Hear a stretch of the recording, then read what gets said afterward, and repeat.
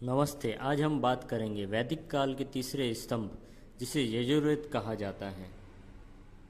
यजुर्वेद मुख्यतः यज्ञों से संबंधित मंत्रों अनुष्ठानों का संकलन है। इसमें यज्ञों की विधियाँ, प्रक्रिया और मंत्र शामिल हैं। इसमें वैदिक काल में अग्निहोत्र यज्ञ, अश्वमेध यज्ञ और राजसूय यज्ञ जैसे बड़े अनुष्ठानों की परंपरा शुरू हुई। यजुर्वेद से जुड़ी एक रोचक और प्रेरणादायक कहानी को सुनते हैं। राजा जनक और ऋषि याज्ञवल्क्य की कथा। राजा जनक मिथिला के राजा केवल एक शक्तिशाली राजा ही नहीं बल्कि एक महान दार्शनिक भी थे। उन्हें आत्मज्ञान की तीव्र इच्छा थी। उन्होंने घोषणा की कि जो भी ब्रह्म विद्या सबसे अच्छे तरीके से समझाएगा उसे पुरस्कार देंगे।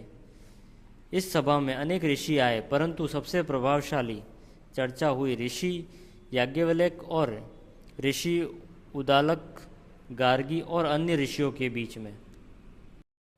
घटना इस प्रकार थी कि जब याज्ञवल्क्य सभा में आए तो उन्होंने कहा, मैं पुरस्कार लेने आया हूँ क्योंकि मुझे ब्रह्म ज्ञान है।